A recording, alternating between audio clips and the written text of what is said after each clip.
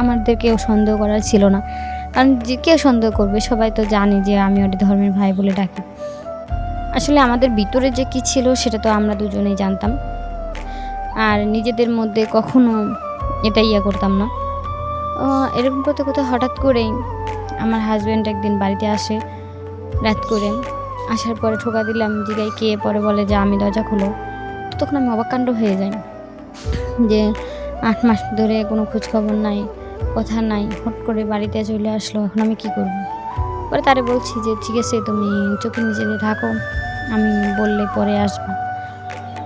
তে ও যে চোখের নিচে রইছে, খাটের নিচে দিয়ে থাকলো। পরে আমার হাসব্যান্ডটা এসে মানে ছেলে মানুষের জুতা দেখে বলতেছে, "এটা কার জুতা?"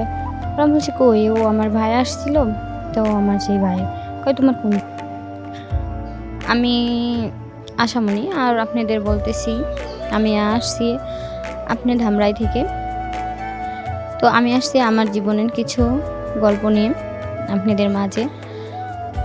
আমার জীবনে আসলে অতিরিক্ত একটা ঘটনা, যেটা বলা খুব কষ্ট, যেটা ভাবা খুব কষ্টের।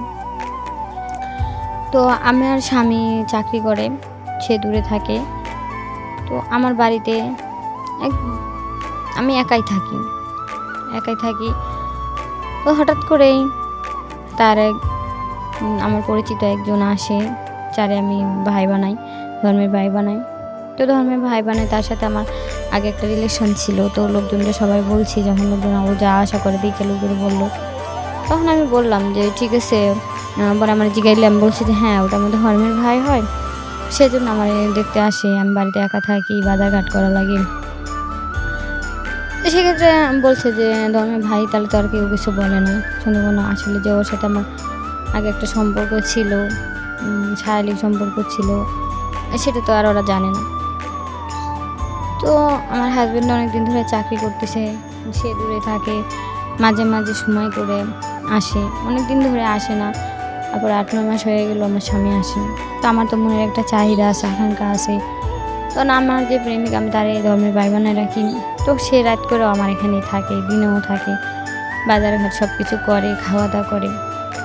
কিন্তু আসলে তাই ওরা আমার মাঝে, যে দুজনের মাঝে একটা আন্তরিক সম্পর্ক হয়ে যায়, সেটা আসলে বোঝা উঠতে কেউ পারে না। বোঝা না ওঠার কারণে মাঝে মাঝে ভাবে যে কীভাবে কি যেটা সম্ভব, হ্যান ত্যান, এটা ভাবতাম।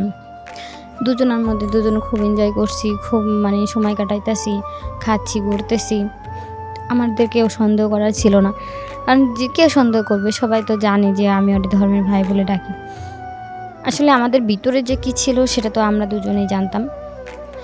আর নিজেদের মধ্যে কখনো এটা করতাম না। এরকম করতে, করতে হঠাৎ করেই আমার হাসব্যান্ড একদিন বাড়িতে আসে রাত করে। আসার পরে ঠোকা দিলাম, জিগাই কে? পরে বলে যে, "আমি, দরজা খোলো।" তো তখন আমি অবাককাণ্ড হয়ে যাই যে ৮ মাস ধরে কোনো খোঁজখবর নাই, কথা নাই। হুট করে বাড়িতে চলে আসলো। এখন আমি কি করব? পরে তারে বলছি যে, "ঠিক আছে, তুমি চোখের নিচে দিয়ে থাকো। আমি বললে পরে আসবা।" তে ও যে চোখের নিচে রইছে, খাটের নিচে দিয়ে থাকলো। পরে আমার হাসব্যান্ডটা এসে মানে ছেলে মানুষের জুতা দেখে বলতেছে, "এটা কার জুতা?" পরে আমি বলছি, "কই? ও আমার ভাই আসছিল, তো আমার সেই ভাই।" কয়, "তোমার কোন ভাই?" পরে আমি বললাম যে, "হ্যাঁ, আমার একটা ধর্মের ভাই আছে, সে আসছিল।" পরে বলছে, "ও আচ্ছা।" পরে এরকম করে সে পরে মানে একটা নিঃশ্বাসের পাইছে। পাওয়ার পরে দেখলো যে আসলে খাটের নিচে খুঁজলো, খুঁজে দেখে যে খাটের নিচে সে রয়েছিল। পরে তারে বের করলো। করার পর বলছে যে, "এটা কে?" পরে আমি বলছি, "এটা আমার ধর্মের ভাই হয়।" "তাহলে তোমার ধর্মের ভাই সে খাটের নিচে কেন?" আমি বলছি, "হয়তো মনে করছে যে কে না কে এসে কী বলে, তাই ভয় পাইছে হয়, তাই আমি খাটের নিচে ঢুকতে বলছি।" পরে সে নানান কথা বলার পরে সে বলতেছে যে, "তুমি এটা অন্যায় করছো।" আমার মানুষজন এসে বলছে, "তোমার সাথে হ্যাঁ শারীরিক সম্পর্ক ছিল, মেলামেশা ছিল, অনেক কিছু ছিল। সেটার জন্য হয়তো তুমি এখন বুঝতে পারো নাই। আসলে আমি তোমাকে আমার বউ হিসাবে বাড়িতে আমি আর রাখতে চাই না। তোমার সাথে আমার আর কোনো সম্পর্ক নাই। তুমি এখান থেকে চইলা যাও।" পরে আমার সাথে সে বের করে দেন। তখন আমি তারে বললাম যে, "দেখো, তোমার জন্য আমার সংসার নষ্ট হয়ে গেল। তাহলে চলো আমরা দুজন দূরে কোথাও যাই, বিয়ে করি।" কয়, "না, আমি পারবো না। তোমাকে আমি বিয়ে করতে পারবো না গো। কারণ আমি আরেকজনের সাথে সম্পর্ক করি। তাহলে তুমি আরেকজনের সাথে সম্পর্ক করো, আর তোমার জন্য তো আমি আমার সংসার নষ্ট করলাম। সেটা তোমার ব্যাপার। তো দেন আমি নিজের মধ্যে কী করব, পরে আমি নিজে থেকে একা থেকে খুব কষ্ট পেলাম যে যার জন্য সব কিছু ছাইড়ে দিলাম সেও আমার কাছে নাই, চলে গেল। আমার স্বামীও আমার ঘর থেকে বের করে দিল। আসলে নিজের দোষে সব কিছু হয়ে গেল। আমি আসলে নিজে এনজয় করার জন্য, নিজের স্বার্থের জন্য তারে ব্যবহার করছি, যার জন্য হয়তো এই সমস্যাটা বাড়ছে। না হলে সমস্যাটা বাড়তো না, কারণ আমি আমার স্বামীকে নিয়ে খুব সুখের সংসারই করছিলাম। আসলে নিজে যখন এতই মনের চাহিদা, আমার এত আকাঙ্ক্ষা ছিল, যখন মনের চাহিদা পূরণ করছি, সব কিছু করছি, তখন এতটা লাগে নাই। যখন সব কিছু হারাইছি তখন বুঝতে পারছি যে আসলেই মনের চাহিদাটা অনেক বড় কিছু।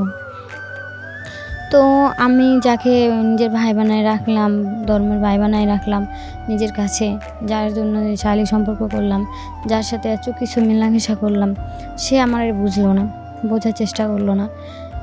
কেন বোঝার চেষ্টা করলো না বা সে কেনটাই বুঝলো না, সেটা হচ্ছে আমি বুঝে উঠতে পারি নাই। তো বুঝতাম তাহলে নিজের এনজয়ের জন্য, নিজের স্বার্থের জন্য, নিজের ভালোবাসার জন্য, তাহলে এরকম কাজ কখনোই করতাম না। যতটুকু সময় পাইছি যে নিজের স্বার্থের জন্য ব্যবহার করছি, নিজের স্বার্থের জন্য সব কিছু করছি, নিজের স্বার্থের মতো চলছি, কিন্তু এনজয় করাটা, নিজের লাইফের একটা সিদ্ধান্ত নেওয়াটা অনেক বড় কিছু। তো যেভাবে ভাইবা চিন্তা কাজ করলাম, ভাইবা চিন্তা চললাম, কিন্তু আমার এরকম করাটা মনে হয় ঠিক হয় না। কারণ আমি এনজয় করতে যাই সংসার হারাইলাম, আর যার জন্য সংসার হারাইলাম সেও তো আমারে চায় না, সেও তো আরেকখানে চলে গেছে বা সে অন্যখানে রয়েছে। তাহলে আমি দুকুলেই হারাইছি, সেজন্য আমার জীবন নিয়ে আমি অনেক খুব কষ্টে কাটাইলাম, কষ্টের মধ্যে দিন কাটাইতেছি, সময় কাটাইতেছি। আর ভাবতেছিলাম যে আসলে আমি আমার স্বামী সংসারটা নষ্ট করে খুব ভুল করছি, নিজের সুখের জন্য, নিজের জন্য। এরকম করাটা আমার ঠিক হলো না, কারণ যার জন্য এত কিছু করলাম সে যখন আমার ছেড়ে চলে গেল, তাহলে আমি কিসের জন্য এরকম করলাম। তো যাই হোক, আপনারা এরকম ভুল করেন না।